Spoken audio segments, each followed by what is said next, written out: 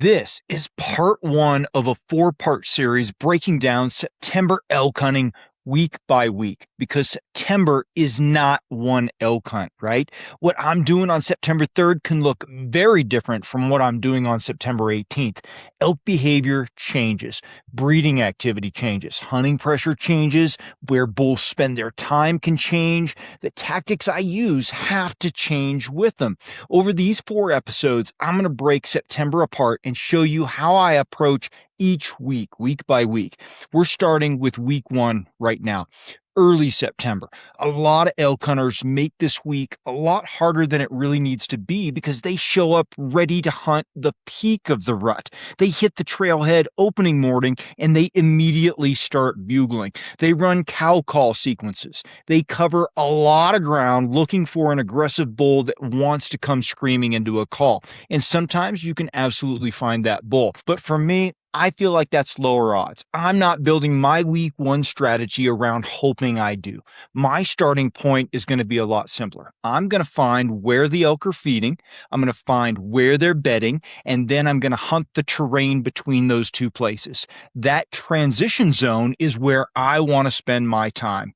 Welcome to Backbone Unlimited. My name is Matt Hartsky. I've spent 34 years hunting and guiding Western big game, and one of the biggest mistakes I see elk hunters make in early September is assuming the calendar tells them exactly what the elk should be doing, and I really don't think that it does. September 1st doesn't automatically mean that the rut is off or on, even if the elk are going nuts. September 10th doesn't automatically mean it's on. September 20th doesn't automatically mean it's on. The elk are actually doing most of their breeding from biological fact the last week of September.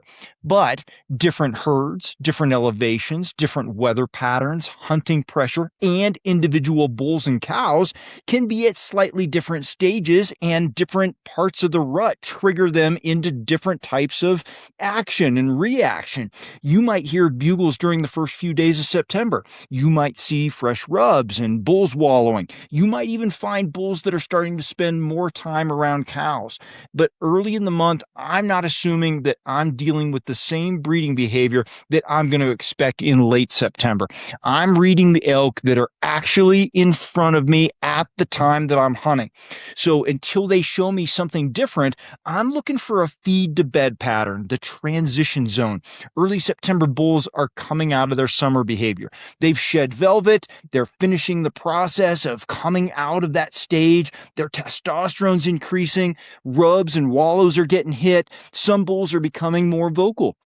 A lot of bulls are still spending a lot of their time focused on food, water, security, comfortable bedding terrain. Their daily movement can be very predictable still in the early stages of the month. So instead of trying to manufacture an encounter with calling, a lot of times I want to understand the movement the elk are already making. Where are they feeding? Where are they bedding? What route connects the two? Those three questions build my week one hunt, because whether elk are talking or they're not talking, they have to use this, guys. They have to. So they have to transition through an area that we call the transition zone. That could be alpine meadows where they're feeding. It could be grassy benches, a burn, a wet drainage, an open ridge, maybe a small pocket of feed buried inside the timber. I don't care what the feeding area is supposed to look like. I care whether elk are actually using it while I'm hunting it, at the time that I'm hunting it. A few old tracks at the edge of a meadow don't tell me that elk are using it right now. They just tells me that they've been there. Fresh tracks coupled with fresh poop, recently grazed vegetation, multiple trails entering and leaving the area, and even elk showing up there when I glass it, tell me that I'm looking at current activity. That gives me something I can actually hunt. It tells me that that is an active feeding area. So whenever possible, I want to glass those areas from a distance, especially in the evening when those elk might be transitioning out into them. I'm not just looking for an elk. I'm watching what the elk does. Where did they come from? Which timber edge did they use? What direction were they traveling? What time did they show themselves? Did they come straight into the feed, or did they work along the timber before stepping out? Those details all matter to me because they start showing me the route between the bed and the feed. And once I know where the elk are feeding, I start working backwards and figure out the bedding and the security terrain. And that's where a lot of elk hunters can get too locked into strict rules. Elk do not have to bed on a north facing slope. That can help narrow us down if we need a place to start. And north facing timber can be excellent bedding country because it often gives them shade, cooler temperatures, thicker cover, and more moisture a lot of times. But I'm not choosing bedding terrain just because the compass says that it's facing north. I'm looking for security. I'm looking for the cover, whether that's vegetation or just broken terrain. I'm looking for terrain that gives an elk a place to spend the day without being bothered because people don't want to go into it and they can't see into it easily. I'm looking at temperature, wind, thermals, the vegetation, the slope, hunter access, and hunting pressure, all of those combined, right? That could be dark timber, but it also might just be a bench halfway up a steep slope, a timbered point, a creek bottom, a broken canyon head, a patch of dog hair timber, a steep pocket that hunters want to walk around. Hey, if you hunt public land elk and you're tired of grinding through random seasons, I built the elk hunting series of ebooks for you. Most hunters don't struggle because they lack effort. They struggle because they lack a system. And that's exactly why I built the elk hunting ebook series as a complete progressive framework for Western elk hunters who are done guessing and ready to hunt with intention. Volume 1 is going to be Foundations in Reality. I reset your mindset and expose the assumptions that quietly wreck seasons. In Volume 2, Finding Elk and Understanding Pressure, you'll learn how elk actually move under pressure so you can anticipate instead of react. In Volume 3, Terrain, Wind, and Position, I break down how to use landscape and thermals to consistently create opportunities. In Volume 4, Calling, Silence, and Pressure, sound becomes a decision tool, not an impulse. In Volume 5, Bow Hunting Execution, we're talking about close range strategy so you can finish your encounters. And in Volume 6, Late Season and Post-Rut, we're talking about how elk shift after the rut and how to adapt when others quit. This is a system built for consistency. This isn't theory. It's a structured system to help you find elk, read country, and make confident decisions every season. Buy each volume individually or bundle them all to save 50% off at backboneunlimited.com. I also don't need to walk into the bull's bed to prove that he sleeps there. I think that's a huge mistake. I don't personally walk into bedding areas anymore because it's low probability that I'm actually going to be able to kill an elk in there. That can also ruin their pattern. I hate to bump elk. I don't want to do it anymore. I try to figure out a smarter way to do it. So I would rather use the surrounding terrain, the fresh sign, the tracks, the rubs, the poop, trails, glassing, and their direction of travel to try to narrow down the bedding area without pushing into it. I'm trying to understand the elk's movement well enough to get in there and kill the bull. Now, once I know the feed and I have a strong idea of where the bedding terrain is, not specific bed, but the general area, I connect the two. That area between is your transition zone. And week 1 is one of my absolute favorite times to hunt it. Maybe it's a timbered finger running from a bedding bench towards a meadow. Maybe it's a saddle the elk are using to cross between two drainages. Maybe it's a creek bottom that gives them cover all the way from feed into their bedding country. Maybe it's an inside timber edge where they can travel without stepping into the open. Or maybe it's a bench running across a steep mountainside that just gives them a comfortable place to lay down. The terrain can change from place to place. Those micro features can absolutely change. But I'm still looking for the same thing. I locate the feed, I locate the bed, then I identify the most likely covered travel route between the two, and then try to hunt that from a smart direction based on the wind. I look for where that route gets tighter. Maybe it's a narrowed bench. Could be a saddle or those creek crossings we talked about, a timbered finger or an inside corner of the pocket of transition zone. That's where I love to hunt, especially if I'm going to set up and just cold call. It could be a steep hillside with one easy travel line, one trail heading towards a saddle. Those are the places where movement starts getting concentrated. So I want to confirm that route a lot of times with current sign. So I'll check out those transition zones in the middle of the day often when I know the elk are already in their bed. So I'll check out feeding areas and transition zones, looking for the tracks, looking for the poop, looking for that heavy use. What I'm really trying to figure out, though, is the direction of travel to try to make sense between the feed and the security terrain I've already pretty much identified. This is the same way I evaluate elk sign all season. I would look at the age, how fresh is it? I try to look at the direction of the tracks, try to figure out why they were there, right? Are they on the move or were they feeding there? Try to figure out the pattern and then also look at it from the standpoint of the huntability of it. Can I hunt this based on wind, based on thermals, based on how I can set up visually? Are there enough shooting lanes in this area for me to set up in cold call, for instance? I want the sign that tells me where the elk are going and also gives me a way to get in front of them and realistically hunt them. I don't have to chase elk if I know where they want to go and I can get there first. If I've watched a bull feed in the evening and I know the direction he travels back towards bedding, I can absolutely study that route and find a morning setup that keeps me out of his feed, out of his bed, out of his wind, and set up ahead of his movement. So my entry a lot of times starts with the air, right? One of the most important pieces of any hunting, but especially mountain elk hunting. Wind and thermals come first. So I'm checking the wind constantly in the field and trying to figure that out or figure out what it's going to be doing where I'm actually going to hunt. I want an entry route that keeps my scent away from the elk and lets me reach my setup without crossing the route that they're probably likely to use. And then once I'm there, I choose the best position that the terrain gives me. Sometimes that may be 40 yards off the trail. Sometimes it's as close as 20. Sometimes I'm back 70 and I figure that I might have to maneuver. But the thing is here, I'm not forcing a number onto every setup. I'm not going to give you a specific number. I need good wind, enough cover to draw my bow, and a realistic shooting opportunity when the bull actually comes through. So then I let the elk make the movement he was already going to make, right? I'm not necessarily trying to call him. I might use cow calls, but I'm not trying to call him across the whole mountain. I'm getting ahead of him and using position. That doesn't mean that I refuse to call during week one. I'm absolutely open to calling. Calling is a tool, but it's not my entire hunt plan. If the elk are talking, great. If I don't need to talk back to them and they keep on talking and I can slip in to kill them, I will absolutely use that as part of my spot and stalk strategy.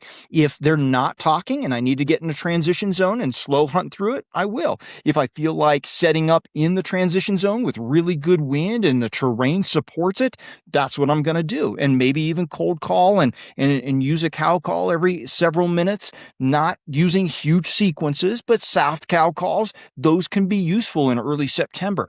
I'm also not walking through the woods running a cow calling sequence like I hear about a lot of times. I use the cow call when I have a reason to use it. Maybe a bull's already moving through the transition and he stops behind cover. Maybe I need to get him to take a few more steps, or maybe there are some elk being a little bit vocal and I think that they're running around. I know that I'm close to a herd, but I don't have enough information to slip into them. Maybe then I cow call.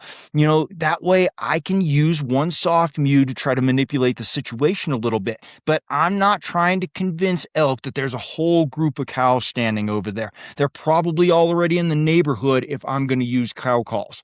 So I'm using the sound to help finish the encounter, but it's the transition zone that's doing all the work. Now, let's say I'm moving through a drainage and a bull bugles before I've located him visually. My first move is to read the situation. Absolutely, where is he? My phone is out. I'm trying to look at the map and figure out as close as I can where he is. How far away is he? Because that's going to decide whether I need to cut distance or not. Is he stationary or moving? And if he's moving, what terrain is he in and where is he headed? And what's the wind doing between me and that bull? Can I approach him without being seen, heard, and smelled? I'm not going to call automatically back, right? I'm going to use the terrain and the wind, and I would rather slip in there and use his bugle to locate him and start closing the distance while he still doesn't know where I am, even if that means where I am as another elk, right? I'm going to use creek bottoms, timber fingers, ridge backs, terrain folds, or anything else that lets me move in cleanly. My goal is usually to try to get inside roughly 80 to 120 yards before I start making any calling decisions. And that's ideal, right? Maybe you could stretch that out a little bit, but I feel like the closer you can get, the better odds you have of him actually responding. Closer is better when the wind, the cover, the noise, and the terrain all allowed it. Until then, I'm still in the approach phase. Now, once I'm inside that bubble, I'm trying to read that bull, and I've probably been doing that on my way in. Do I feel like he's alone, or does he have cows? Is he chuckling at the end of his bugle? He's probably bragging about having cows. Is he on the move, or is he holding his ground and bugling from the same place? Is he already coming my direction? Maybe I used a cow call or I bugled first. Is he moving my direction? That tells me what I need to do next. If I feel like he's a solo bull and I need to give him a reason to investigate, why would I believe that he's a solo bull? Well, if he didn't chuckle at the end of his bugle, that might be one clue. Another clue might be if I started this whole conversation by being a cow and he's bugling at me, he's probably telling me to get over there. And so then I'm a cow from that point on throughout the rest of that conversation. And a cow sound could absolutely be enough. Now, if he's already moving towards me, I probably won't call at all. I'll just let him keep on coming and keep on searching for me. It's amazing how close that they will come in having pinpointed just one cow call. Now, if he's with cows, I'm not throwing out, any more cow calls because the chances of pulling him off cows to come to a cow are not very likely. Now, I'm also not throwing full rut sequences at him, right? It's not that time of September yet. He's not ready for it. I'm going to read his behavior, decide whether calling gives me an advantage or whether I'm better off using terrain and positioning. I don't call just because I heard him bugle. I call because I have a specific reason to make a specific sound. You're also going to start finding wallows, rubs, and other bull signs during this part of September. And I think that you should use those, but don't confuse the sign with an actual hunt plan. I absolutely do not. It's great to find a fresh wallow. It tells me a bull's been there recently. Tracks leaving that wallow could give me direction. A series of fresh rubs can absolutely tell me that he was there, and maybe a general travel route sometimes if there's enough of them. Fresh poop can help me judge how recently the elk were there. So I use those pieces to help me locate the transition. That's about it. I don't abandon the bigger picture just because I found a wallow. I want to know still, where is he feeding, where is he bedding, and where is he moving through the area between those two? Can I get in front of that movement with good wind? That's what I need to know. So if I'm hunting the first week of September, my plan looks like this. Obviously, I'm trying to locate elk, and then I'm trying to decide where they're feeding. I'm also going to identify the security and bedding terrain that they're actually going to be moving towards or coming out of in the evening, and I'm going to find the transition zone between the two.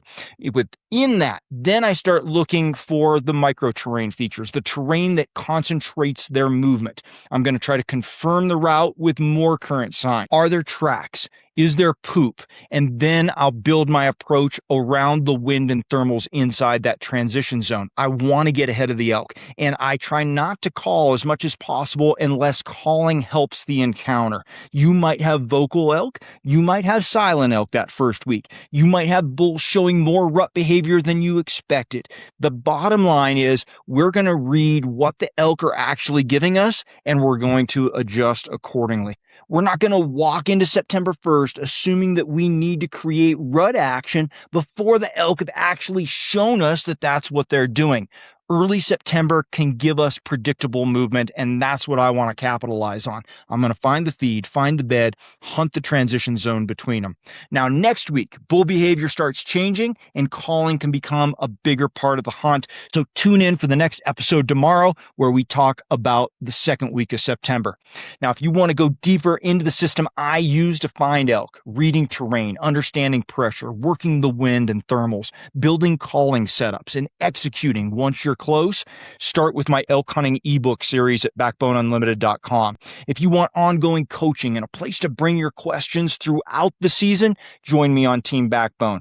And if you want me to go through your specific hunt, your unit, your maps, access, terrain, pressure, wind, thermals, and overall strategy, you can book an elk hunt plan audit with me. And if preparation is the weak link, you're also going to find hunting specific training plans and nutrition plans based on my 30 plus years of experience as a professional strength conditioning and nutrition coach. Those are all at backboneunlimited.com. Choose the resource that fits where you're at and what you need the most help with, and I'd be happy to help you. Thanks for being here. I appreciate each and every one of you. Let me know what's going on in the comments, what you have questions about, what you think about all this. Until next time, train harder, hunt smarter, and never settle.